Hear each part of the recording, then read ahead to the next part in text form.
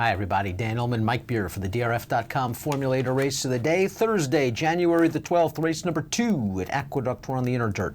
Going a mile and a 16th. Claiming race for New York breds. $25,000 is the purse. Let's take a look at this field. Head on over to the Race of the Day event page on DRF.com. Download those free Formulator past performances and follow along with us. We'll begin down towards the rail. It's the number 1 Glowing Ember, claimed after a pace-setting try in his most recent start for 10.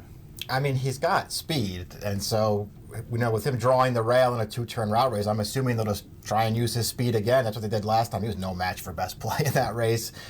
I don't know, Dan. I guess he ran fine. First of all, I think he's a better turf horse than he is a dirt horse, and I don't think he can get loose on the lead in here. He hasn't won in a long time either, way back June of 2014.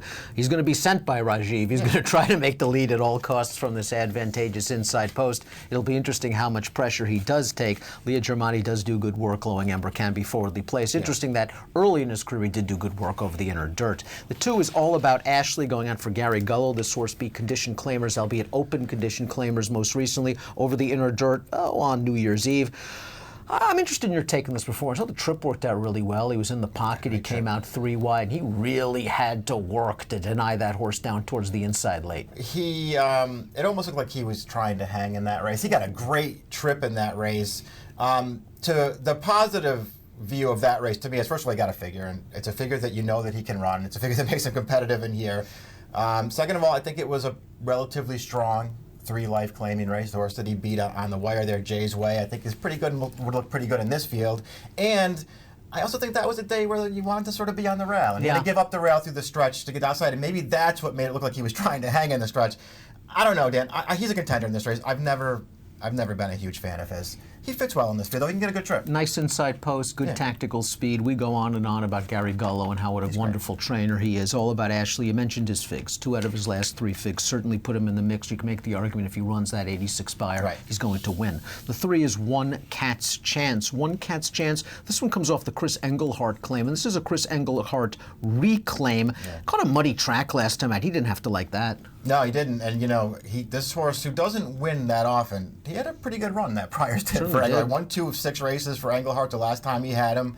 The distance is fine for him. He's another one who can get a good trip. He's another one, I'm not his biggest fan, but he's got a race in him that would make him pretty tough, and he can get the right trip. I think the 2 turns is what he's been waiting for. He did good work at Finger Lakes. He was okay at Saratoga throughout his career. I wonder if getting back and stretching out around 2 turns is what he wants. Again, he was in the Victor race last time out. That horse came back to win with an 80 Beyer speed figure against 16K's opens. The 4 is Bust in the Bank. This horse just missed against 16K opens, behind 2 the Victor. Where does he fit, though, from a distance standpoint? We think that One Cat's Chance will appreciate the distance. This horse has got to stretch all the way out. Yeah, I don't know how much I like this horse stretching out. I do like his most recent race. It was nice to see him get back in form because he had run a few poor races in a row. He got back in form last time, and I liked that performance from him. I just don't really like him stretching out. And he just had so many chances at this $25,000 state bred level without breaking through it. It took a little bit of a drop, I guess, into those open 16s for him to improve. Bust in the Bank, though, could be forwardly placed, stretching out after showing a little bit of sprint speed. The 5 No Texting is certainly a horse that fits in this race. Going out for the razor-sharp Rudy Rodriguez, he's just taking a gigantic class drop. Yeah, it's a big class drop. It's not only from the that allowance level or condition claiming race anyway down to the 25s, but just the horse that he was running against last time. Diversify ran a 100 Beyer in that race. He's 3 for 3 lifetime. He looks pretty good. This horse just chased him from the outside the entire way. He actually was still in contention as they came through the upper stretch, and he just couldn't hang with that horse, and he got tired at the end. I think that performance is probably better than it looks on paper. I won't push too hard for this horse at what should be a short price. I don't think he's going to be a great price in this race, and that bothers me because maybe at the end of the day he's just better on turf. I think he's okay on dirt before. He's won on dirt before. His last race shows that he can run on dirt. I took him because Rudy's in good form. Rudy's horses are all running in good form. He can get the right trip in this race. I took it because I didn't really like anybody else. 7-2 on the 5 No Texting, and you pretty much answered the question. I was going to play devil's advocate and say, do you think he's a need-to-lead turf horse? His only win on dirt, while he did come on the inner, it was against maiden claimers over a wet track. Yeah, that's true. It was a wet track, and he did sort of get to the front in that race too. But he also erred in that race. He actually ran pretty well in there. So we'll see.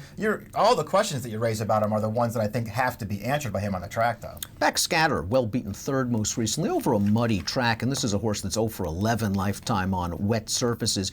Maybe he didn't seem to appreciate that surface or the surface at Finger Lakes 2 starts back where he was 93 to 1. But I'm trying to find his race. He's got 10 seconds. He's a very admirable, useful horse, usually at circuits like Penn National and Finger Lakes. I'm not sure where he fits on the NYRA circuit. I'm not sure it's this level. He's just going to have to run better, and he's one of the few horses in this field stepping up in class, and I don't know how well that's going to work for him. Lucas Longstep was simply overmatched last time out. He was thrown in non-winners of one other than Statebreds. He was 72 to 1 for a reason. He didn't do much running. The time before that, he won at the Finger Lakes with a 67 Beyer speed figure, and like the preceding horse, I think he probably fits at maybe a circuit lower than NYRA. I feel like this is maybe a little too tough for him. I don't think he's impossible in this race, but it is a big price in this race, so if you like him, maybe today's the day to take a shot with him because he is dropping in class.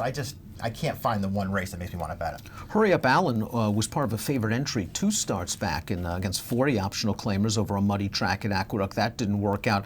Last time out, what happened? I mean, he just was close to the pace and he just stopped badly. Yeah. And that race precedes the giant class drop. Is this 8-year-old starting to get a little long in the tooth? Yeah, maybe. That's the same no texting race. I don't think this horse was done any favors chasing Diversify. A horse who's just way better than he is. This is a good horse, Hurry Up. He's been a good horse for a long time. He's still a good horse. I think his recent races, forget the last one, show that he's still in good form.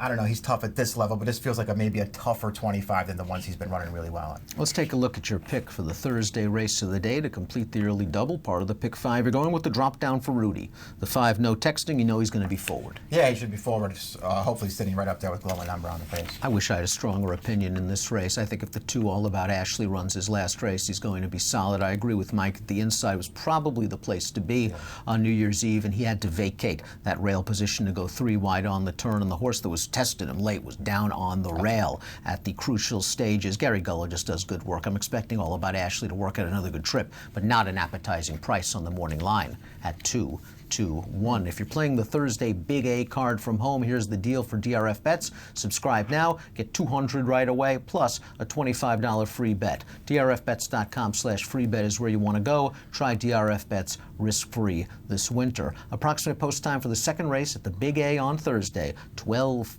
Eastern. Good luck.